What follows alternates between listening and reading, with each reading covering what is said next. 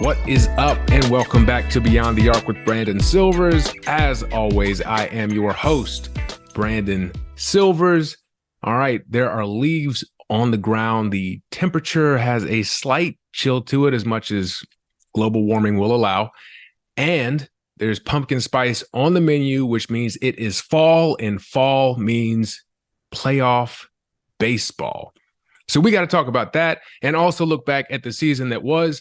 And what better person to have talk about that with me than Brett Gosnell? Brett, what is going on? How are we doing? Very, very excited for this. Yes, because not only are we going to talk about baseball, but we're debuting a new game on Beyond the Arc with Brandon Silvers, Fair or Foul. You know it's important because I'm holding note cards. Oh, I didn't know about that. Yeah. So, Brett, are you ready to play in the first ever Beyond the Arc with Brandon Silvers game of Fair or Foul? Yes, let's do it. Okay, so first, the rules. I will give you a subject, a statement. Some might call it, if they were an English teacher. I will say fair or foul. If you agree with the statement, you will say fair and you will tell us why. If you do not agree, you will say foul and tell us why you don't agree. Then, as the segment winds down, I will ask you if the bases are clear. That means, have you gotten everything off your chest? Okay, I like it. That's something I just made up because I'm a sports media genius. So let's get into it. All right. Fair or foul? It was easier to hit Tim Anderson, shortstop for the White Sox this season, than it was for him to hit a baseball. Now, just for some context, 4 straight seasons of hitting at least 300, dropped to 246 this season. Also, speaking of dropping, got dropped by Jose Ramirez of the Guardians in early August. I don't know what happened to Tim Anderson. Like, he was hitting like shit well before he got his brains knocked out. So, like, it has nothing to do with that. So, before the season started, I mentioned Gavin Lux for the Dodgers got injured, out for the year. I was praying, and it made so much sense because I knew the White Sox were going to suck. I knew they were going to be offloading people. Like, please let the Dodgers get Tim Anderson. He's one of my favorite players. We need a shortstop so badly. That was just a match made in heaven. And then he just sucked. He just sucked all year. And then moving on to the exciting part here. In all of sports, we see fights. Yeah, heavy all on the quotation marks. Who was it? Lonzo Ball, when he was with the Lakers. Didn't he talk about that? Like, he stayed on the bench when there was a he was like it might have been when Rondo and Chris Paul got into it that game, and he was like, what do I need to be out there for? Yeah, it's the NBA. Nobody's going to hit each other anyway. That's all of sports. Like, nobody ever does anything. But by God, Jose Ramirez didn't get that memo. He landed the most clean punch in the history of baseball fights. Just incredible. And this might be controversial, but I enjoyed that shit. That was fun as hell. Was it better or worse? Well, I'll tell you what.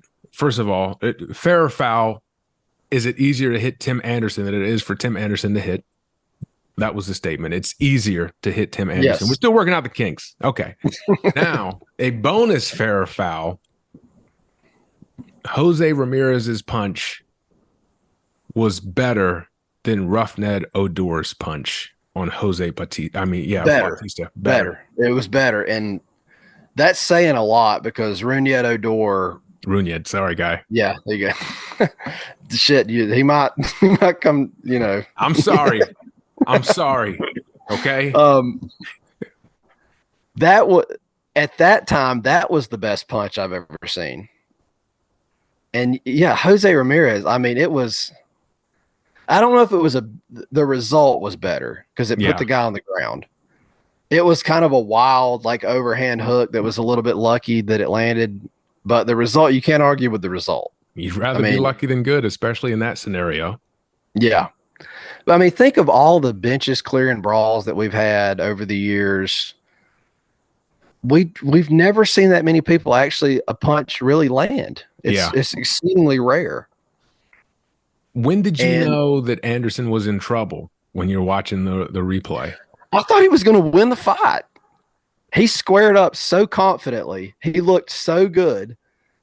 And of all the like street fights I watch on Twitter, like I can usually tell in the first like 2 seconds who's going to win the fight. And Anderson just looked like he knew what he was doing. So I checked on this, and I think he squared up southpaw and is a righty or Oh, something like that. that's a problem. Okay, that's a problem. Yeah. So I think this is something that probably he saw on TV, and clearly, like, okay, this is good boxing form. Yeah. He knows just enough to be dangerous, and as we saw, that's what happened. And so, because it did look really good, but then I was like, there's something a little bit off about it. And I checked, and I'm almost 100% sure he was just turned around either one way or the other. Man. Oh Yeah. no, that's tough. But it does. It stinks to see him have the season he had, because like I'm a big Tim Anderson guy too, but I know he had like a lot going on off the field too. So I don't know if you were familiar with all that, because after he got knocked out, I know the next day he got on Twitter and just went bananas. Like, I mean, just tweeting insane shit. And I figured there's got to be something more than I just got knocked down yesterday. So he was on, I think he was on the Pivot podcast and talked about it. Actually talked about it pretty well, but he had gotten someone pregnant who wasn't his wife. And shit. They were, yeah. Yeah. So they were working through that as well, but clearly, I don't know if it's a huge coincidence that you have all this going on off the field and then you have your worst season in forever. Ooh, and forget to go to your boxing lessons too.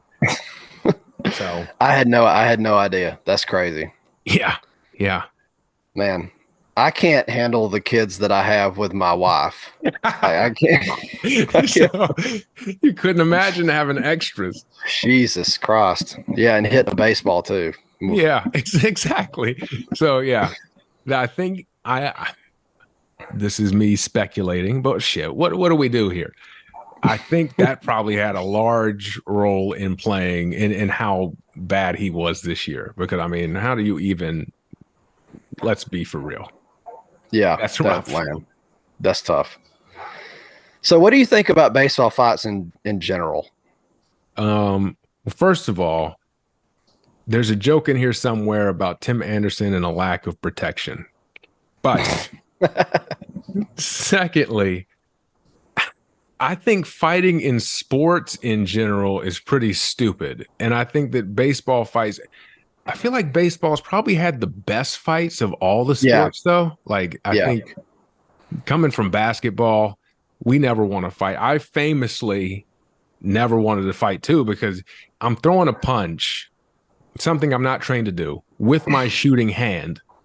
Like, only bad things can happen. Even if I knock this guy out, I'm probably breaking my hand. Who would do that? Paulie Malignaggi? Paulie Malignaggi, yep.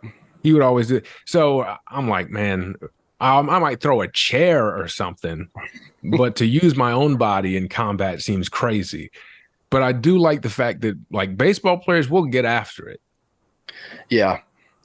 So it's one of those things where it's politically correct isn't the right term, but it's kind of along those lines. Like, you have to say, "Oh, we don't need to fight" and all that shit. But like when it's happening, it's fun as fuck, it's dude. Awesome. It makes Sports Center like the first thing they talk about. And I don't know how much into baseball you were in the early 2000s, but the Red Sox and the Yankees, they fucking cleared the benches every time they played each other. I mean, regular season in May, it didn't matter. They fought every time, and that shit was fun as hell, dude. Yeah, I agree, because I still can see Don Zimmer charging Pedro and There he goes, Grabbing rolling both sides of around. his head, just dumping his ass. It was just an insulting way to handle that, but that's how you treat an old man coming at you. Yeah, like Uh, what? And everybody was mad at him. Like, what's he supposed to do? you He imagine did the if he knocked nicest him thing he out. could do. Yeah, but like you're right. I enjoy fights, and I'm not gonna get on like some moral high horse and be like, oh, you're supposed to be setting an Yeah, example or whatever. No, no, no. We're all professionals. Like you're getting paid good money. I think it's stupid to put yourself in that position. But if you're going to put yourself in that position, no half measures. You got to go all in. Let's fucking yeah. get after it.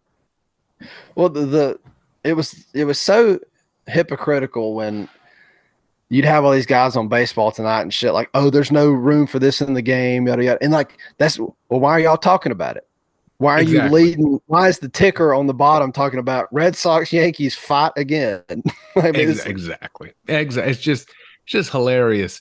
And it's like, I think to me, that's safer than having a bunch of guys like throwing at each other. I mean, good Lord. oh yeah, yeah, absolutely.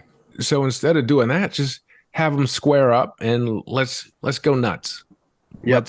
Let's go ahead and do it. So Yep. now I am anti starting a fight because I think that's pointless.